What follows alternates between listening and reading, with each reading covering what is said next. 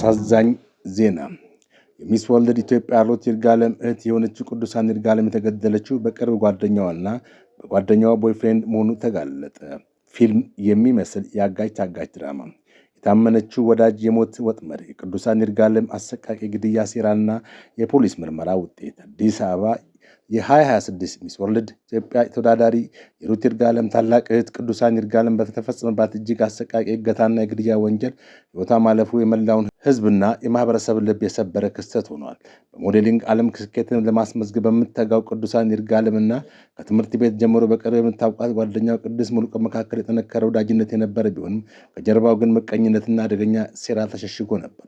ዓርብ ዕለት ቅድስት ሙሉቀን ላለፉት ጥቂት ጊዜያት ያልተገናኘቻትን ቅዱሳንን በስልክ በመደወል አዲስ ኮንዶሚኒየም ተከራይቻለሁ፣ መጥተሽ ቤቴን ይልኝ፣ ደግሞ የሚያገናኝሽ አዲስ የሥራ ዕድል አለ በማለትም የደስታና የጽኑ ወዳጅነት በሚመስል መንፈስ ጥሪ ያቀረበችላት። ቅዱሳን በጓደኛዋ ላይ አንዳችም ክፋት ሳትጠረጥር ሜክሲኮ አካባቢ ተገናኝቶ አብረው ወደ ኮየ ፈጬ ኮንዶሚኒየም አመሩ። ኮየ ፈጬ በሚገኘው አዲስ ኮንዶሚኒየም ደጃፍ ደርሶም ወደ ቤት እንደገቡ ቀድሞ ተደብቆ የነበረው የቅዱሳን ፍቅረኛ ደሳለኝ ቅዱሳንን ድምፅ እንኳን አውጥታ እንዳትጮህ አፍኖ በማሰር እገታውን ፈጸሙ። አጋቾቹ ወዲያውኑ ለሟች ቤተሰቦች በመደወል የ2 ሚሊዮን ብር ቤዛ እንዲከፈላቸው ጠየቁ። የቤተሰብ ልብ በጭንቀትና በድንጋጤ ተሞልቶ የገንዘብና ድርድርና ዝግጅት በሚያደርግበት ወቅት አጋቾቹ ቅዱሳን በቅርብ የምታውቃቸው በመሆኑ ነፃ ብትወጣ የተፈጸመውን ምስጢር አሳልፋ እንደምትሰጣቸው ተገነዘቡ። በዚህም ፍርሃትና ጭካኔ በተሞላበት ውሳኔ በዚያው ዓርብ ዕለት ቅዱሳን ሕይወት በአሰቃቂ ሁኔታ አጠፉ። አስከሬኗንም ማንም እንዳያገኘው በማሰብ እዚያው አካባቢ በተከራዩት ሌላ ተጨማሪ ኮንዶሚኒየም ውስጥ ደበቁት። ሆኖም አጋቾቹ የፈጸሙት ግፍ በጨለማ ሊቀበር አልቻለም። የፖሊስ አባላት ባደረገው ፈጣንና የተቀናጀ ክትትል ዋነኛ ተጠርጣሪ ቅድስት ሙሉቀን በአዲስ አበባ ጎተራ አካባቢ በቁጥጥር ስር ውላለች። ሁለተኛ ተባባሪ ደሳለኝ ደግሞ ሁኔታዎች ሲከፉበት ለማምለጥ ሞክሮ በአዳማ ከተማ ተደብቆ እያለ በፖሊስ ተይዟል። በአጠቃላይ ከወንጀሉ ጋር በተያያዘ 8 ሰዎች በቁጥጥር ስር ያሉ ሲሆን ዋናዎቹ ተጠርጣሪዎችም ወንጀሉን ፈጸማቸውን አምነው ድርጊቱን እንዴት እንደፈጸሙትን በቦታው ተገኝተው ለፖሊስ አሳይተዋል። የአሰቃቂ ድርጊት መላውን ማህበረሰብ ያስቆጣና ያሳዘነ ሲሆን እህቷ ሩት ይርጋለም በልብ ስብራት ሆኗል።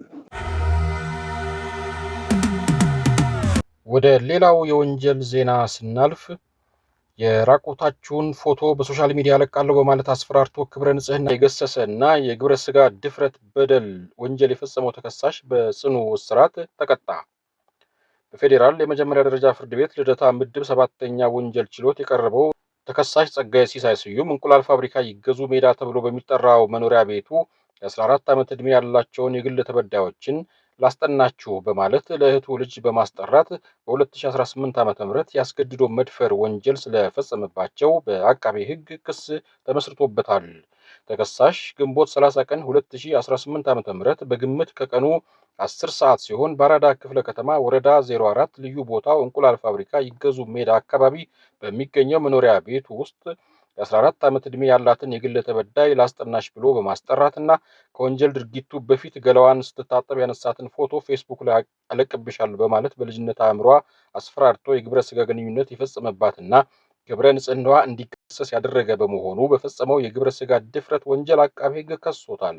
አቃቤ ሕግ በጉዳዩ ላይ የሰውና የሰነድ ማስረጃዎችን ያቀረበ ሲሆን ተከሳሹም በአቃቤ ሕግ የቀረበበትን የሰውና የሰነድ ማስረጃ ማስተባበል ባለመቻሉ ድርጊቱን መፈጸሙ በማስረጃ ተረጋግጦ የጥፋተኝነት ፍርድ ተላልፎበታል። ተከሳሽ ጥፋተኛ የተባለበት ሁለቱም የወንጀል ሕጎች ሲሆኑ አቃቤ ሕግ ተከሳሽ የተከሰሰው በተደራራቢ ክሶች ስለሆነ በወንጀል ሕግ አንቀጽ 65 መሰረት ከብዶ እንዲወሰን ያቀረበውን ጥያቄ ፍርድ ቤቱ ተቀብሎ ሐምሌ 12 ቀን 2018 ዓ.ም በዋለው ችሎት ወንጀለኛው የቀደመ ሪከርድ ስለሌለበት አንድ ማቅለያ በመያዝ በ10 ዓመት ጽኑ እስራት ብቻ እንዲቀጣ ወስኗል።